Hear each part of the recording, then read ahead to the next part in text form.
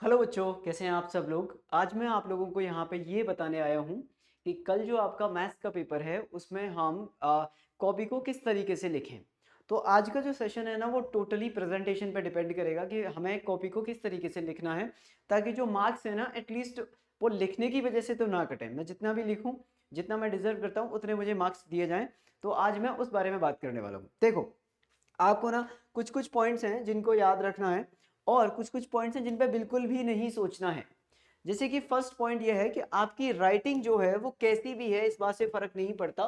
तो जो राइटिंग है ना, आपका राइटिंग राइटिंग आपका मतलब आपको बहुत ज़्यादा सुंदर लिखना नहीं आता, आपकी राइटिंग थोड़ी दिखने में बहुत ज़्यादा सुंदर नहीं है, तो उस पर ज़्यादा ध्यान नहीं देना है। तो इस बारे में आप ज़्यादा सोचिए मत कि मेरी राइटिंग सर ऐसी है, मैं लिख पाऊंगा या नहीं लिख पाऊंगा, पता नहीं क्या है।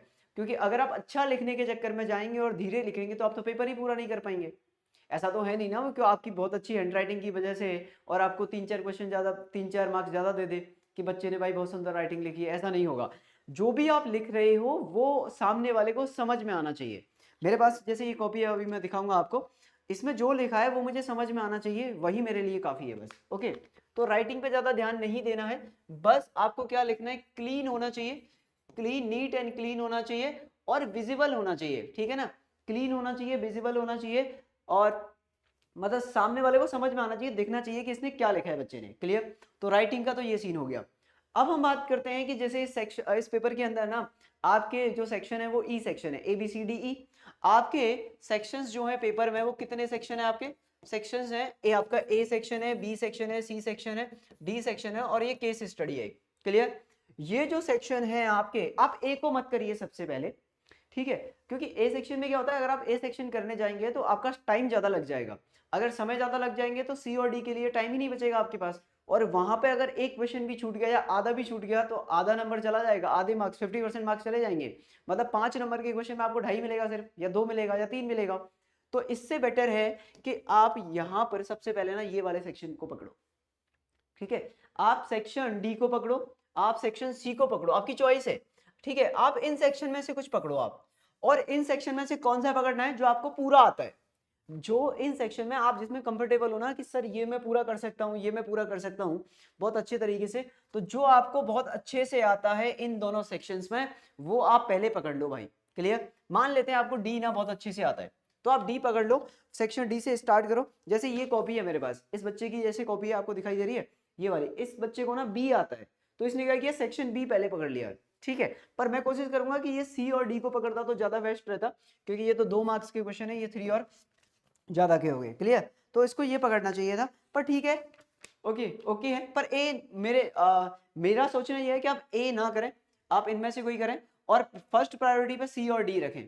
बहुत अच्छा होगा अगर आप डी रखते हैं तो। क्लियर, ये हो गया। अब इसमें भी क्या रखना है, जो आपको बहुत अच्छे से आता है, जिसमें आप क्या है बहुत ज्यादा कंफर्टेबल हैं, जो आपको बहुत अच्छे से आता है। आपको लगता है कि सर मतलब इसमें तो इस सेक्शन को तो मैं पूरा फोड़ दूंगा, तो वो वाला सेक्शन आपको उठाना है इन दोनों में से। क्लियर। सेक्शन हो गया, फिर उसके बाद सी उठाइए, फिर उसके बाद बी, फिर उसके बाद ई, फिर उसके बाद ए, या फिर ए ई, जो देख लेना है वो देख लीजिएगा। ठीक है, इस तरीके से। क्योंकि स्टार्टिंग की प्रेजेंटेशन में टीचर ये समझ जाएगा कि इस बच्चे का नॉलेज अच्छा है। अगर आप डी और सी जो है उसको बहुत अच्छा कर दोगे तो उसको आइडिया लग गया कि भाई बच्चे को ना आता है, बी भी कर दिया आपने, तो आप स्कोर करते जा रहे हो। तो जब सेक्शन ए पे आओगे और आप कुछ क्वेश्चंस के सीधे आंसर भी लिख दोगे ना, कुछ में एक आध में साइड में ना रफ वर्क दिखा देना, ऐसे ऐसे करके ए आंसर आया है साइड में, जैसे ये होता है, जैसे इसने यहाँ पे ये किया है, जैसे ये दिख रहा है, देखो आपको ये दिख रहा है, इसने यहाँ पे क्या किया, ये ऑप्शंस लिख दिए। अगर पॉसिबल हो, आपके पास टाइम हो, तो एक आध में अगर आप साइड में यहाँ पे रफ वर्क करके दिखा दोगे ना ABC है, तो उसको समझ जाएगा कि इसने ना सही किया है, इसने कहीं से छापा नहीं। पर इस बात से फर्क नहीं पड़ता, लेकिन फिर भी एक इंप्रेशन तो अच्छा रहेगा ही रहेगा। ठीक है, लास्ट में। तो एक तो ये हो जाएगा आपके पास पॉइंट कि हाँ भाई बच्चे ने किया है। तो ये तो हो गया पेपर अटेम्प्ट करने की स्ट्रेटजी की, कैसे करनी है, कौन कौन से सेक्शन पर जाना है। अब बात करते हैं हम कि प्रेजेंटेशन में क्या याद रखना है। जैसे ये क्वेश्चन है एक, ठीक है, ये क्वेश्चन आपको दिखाई दे रहा है क्या ये, जैसे ठीक है, जैसे क्वेश्चन एक लिया हमने, क्वेश्चन नंबर 1 लिया। अब क्वेश्चन नंबर 1 जो है मेरा, क्वेश्चन नंबर कोई भी है, जैसे कोई भी एक क्वेश्चन सॉल्व कर रहे हो, वो क्वेश्चन सॉल्व हुआ, वो यहां तक सॉल्व हो गया आपका। अब पेज जो है आपका, वो पेज बना लेता हूं मैं एक बार। ठीक है, ये आपका वो कॉपी का पेज है जहां पे आप लिखना चाहते हो। इस तरीके से लैंडस्केप मोड में आती है ना ये कॉपी। तो ये आपके पास, जैसे मान लीजिए कॉपी का पेज था आपके पास ये वाला। ठीक है, ये आपका कॉपी का पेज हो गया। यहाँ पे इस तरीके से एक बॉर्डर लाइन होगी, इस तरीके से मान लो, इतना गैप दे देना आप। ठीक है, यहाँ से स्टार्ट करना लिखना। इतना करना, यहाँ से स्टार्ट करना लिखना, जैसे क्वेश्चन नंबर 1 यहाँ से, ठीक है, इस तरीके से यहाँ से स्टार्ट किया लिखना। और ऐसे मत करना कि ऐसे ऐसे चलते जा रहे हो, मतलब ऐसे करके और फिर पूरा वहां तक, और कोशिश करना कि उसको ना यहाँ तक खत्म कर दो, ठीक है। छोटा मोटा कैलकुलेशन है ना, माइनर रफ वर्क जो होता है ना, माइनर माइनर रफ इस साइड में हो जाएगा आपका। तो इस तरीके से करिएगा आप, ऐसे करके इस टाइप से उसे दिखना चाहिए विजिबल, ठीक है। अब आपने जैसे क्वेश्चन यहाँ पे लिखना स्टार्ट किया है, क्वेश्चन नंबर 10 आप सॉल्व कर रहे हो, एक एग्जांपल के लिए समझा रहा हूँ। क्वेश्चन नंबर 10 सॉल्व किया आपने, और ये 3 मार्क्स का क्वेश्चन है मान लेते हैं, ठीक है, या फिर कोई 21 या 22 इस तरीके से, 22 क्यों होगा, कुछ और ले लो ना, जो भी है, अगर मुझे नंबरिंग में याद नहीं कौन सा नंबर है 31, ठीक है, उसमें तो वो देख लेना आप कौन सा नंबर आएगा। जैसे मान लो 27 आ जाता है आपका, ठीक है, तो 27 नंबर का क्वेश्चन सॉल्व कर रहे हो आपने, यहाँ से क्वेश्चन सॉल्व करना स्टार्ट किया और यहाँ पे आ गया। अब यहाँ पे ये आपका क्वेश्चन खत्म हो गया, ठीक है, यहाँ पे क्या हो गया, ये फिनिश हो गया, हेंस प्रूफ यहाँ पे लिख दिया आपने। अब आपके पास सिर्फ इतना ही स्पेस बचा है, तो आपको अगला क्वेश्चन यहाँ से नहीं करना है। क्वेश्चन नंबर नेक्स्ट जो 28 है वो यहाँ से ना करके आपको अगले वाले पेज पे जाना है। इस पेज को आप ऐसे ही खाली छोड़ दीजिएगा, ठीक है, क्योंकि आपके पास पेज तो बहुत होंगे ना कॉपी के अंदर, ऐसा तो है नहीं कि पेज कम पड़ जाएंगे, पेज तो बहुत सारे होंगे। माइनर रफ वर्क स्लाइड यहाँ कर सकते हो या सबसे पीछे वाले पेज पे कर लेना, कोई प्रॉब्लम नहीं है, सेकंड लास्ट थर्ड लास्ट उस पर, ठीक है। अब आप जाओगे, फिर आप यहाँ से अगला क्वेश्चन लिखिए, यहाँ पे अगला क्वेश्चन लिखिए, इस तरीके से सॉल्व करिए अगला। अब जैसे 2-2 नंबर के क्वेश्चन जो आते हैं, जैसे क्वेश्चन नंबर 2-2 नंबर के क्वेश्चन है, जैसे 21 है, अब आपने 21 किया सॉल्व। अच्छा एक काम ये मत करिएगा कि आप ऐसे क्वेश्चन सॉल्व कर लें, यहाँ कर लिया फिर यहाँ कर लिया, वो थोड़ा सा ठीक नहीं लगेगा। क्वेश्चन नंबर 21 सॉल्व किया आपने, मान लो 21 आपका यही सॉल्व हो गया, ठीक है, 21 यहाँ सॉल्व किया, 21 में हेंस प्रूफ आपने यहाँ लिखा है।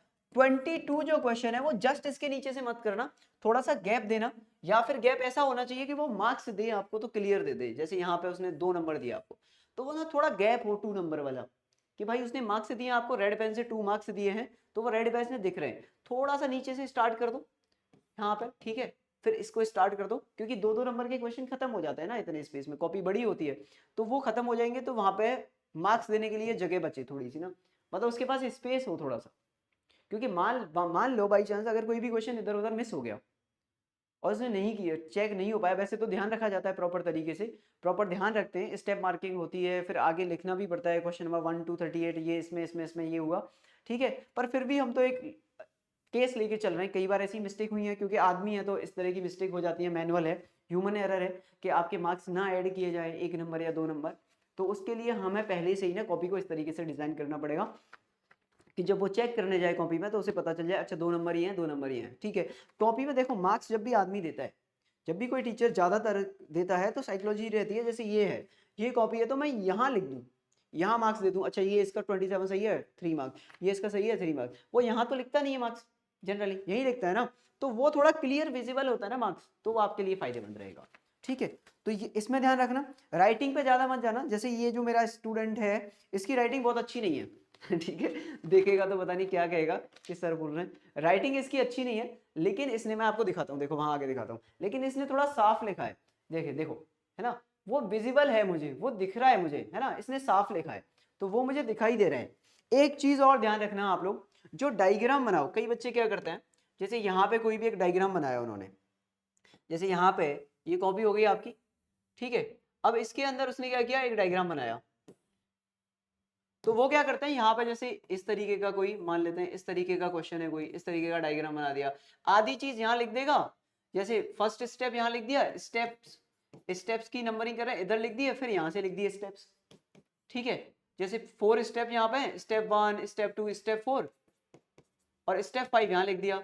तो आप ऐसा मत करिए ना, आप इसकी बजाय ये जो किया है ना, इसको काट के आप यहाँ से करना क्या है, ये मत करना आप करना कि स्टेप 1 जो है आपका वो यहाँ से शुरू हो, स्टेप 1 यहाँ से शुरू करना, अगर करना ही है तो। नहीं तो बेस्ट तो ये है कि आप इसको यहाँ से काटो, इसको यहाँ से काटो, आप डायग्राम बनाओ यहाँ पे, आप डायग्राम बनाओ यहाँ पे, और स्टेप लिखो यहाँ पे, स्टेप 1, स्टेप 2, स्टेप 3, स्टेप 4 ऐसे करके। जी नीचे जगह भी रहेगी डायग्राम के, मार्क्स देने के लिए भी अच्छा लगेगा। तो डायग्राम को इस साइड में शिफ्ट करो, डायग्राम का प्रेजेंटेशन जो होता है ना कॉपी में वो थोड़ा अच्छा दिखता है। तो वो डायग्राम अगर इस साइड में होगा तो एक तो कॉपी खाली खाली सी लगेगी, मतलब थोड़ा स्पेस रहेगा उसमें, थोड़ा क्लियरली विजिबल होगी। अगर आप हौच पौच कर दोगे तो दिक्कत आएगी। तो डायग्राम जैसे मैंने इसको समझाया कि डायग्राम इस तरफ लिखना, पहले ये स्टूडेंट क्या करता था, इधर उधर डायग्राम डाल दिया, इधर डाल दिया, उल्टा सीधा लिख दिया।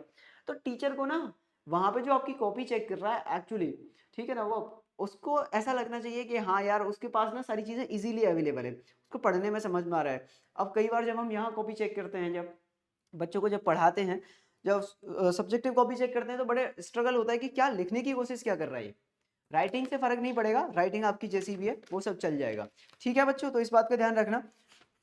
अगर बाई चांस आप किसी क्वेश्चन को क्रॉस करते हो, आपसे गलत हो गया है, तो उसको थोड़ा सा अच्छे अच्छे वे में काटना है। जैसे मैंने 4 लाइन लिख दी, जैसे मान लो sine theta plus cos theta is equals to, यहाँ पे आ रहा था मेरा √2 आ रहा था, फिर मैंने इसके बाद कोई और स्टेप लिखा, इसके बाद मैंने sine theta minus cos theta is equals to t लिखा। आपको लगता है ये स्टेप आपका गलत हो गया है, गलत हो गया तो इसको ऐसे करके काट दो ना, आप लिखते जा रहे हो ऐसे करके काट दो। ऐसे करके काटना इज ओके, लेकिन ऐसे करके जो काटते हैं ना, ऐसे ऐसे डिजाइन जो बना देते हैं, डिजाइन ऐसे ऐसे कर देते हैं, ये सब मत करना, ये काफी गंदा लगता है ना, ये काफी गंदा लगता है। तो ये सब नहीं करना है। ये ठीक है, मिस्टेक हो जाती है, वो ज्यादा कंसिडर होती नहीं है, ओके, तो वो चलेगा। तो मिस्टेक्स चलेंगी। अगर मान लो आपके 4-5 स्टेप ही हो गए, तो उसको ऐसे ऐसे करके बहुत प्यार से काटना है आपको, अगर गलती हो जाती है। जैसे कि इसने ये काटा है, देखो मैं आपको दिखाता हूँ ना, इसने जैसे इस बच्चे ने ना, ये आपका देखो, ये इसने यहाँ पे ये कट किया है, तो अब ये क्या है आपका, ये इसने ऐसे ऐसे कट कर दिया, वो टीचर समझ जाएगा ठीक है भाई इससे गलती हो गई, इसने इसके नीचे सही कर दिया है। ठीक है, तो इस तरह की चीजें करनी है आपको।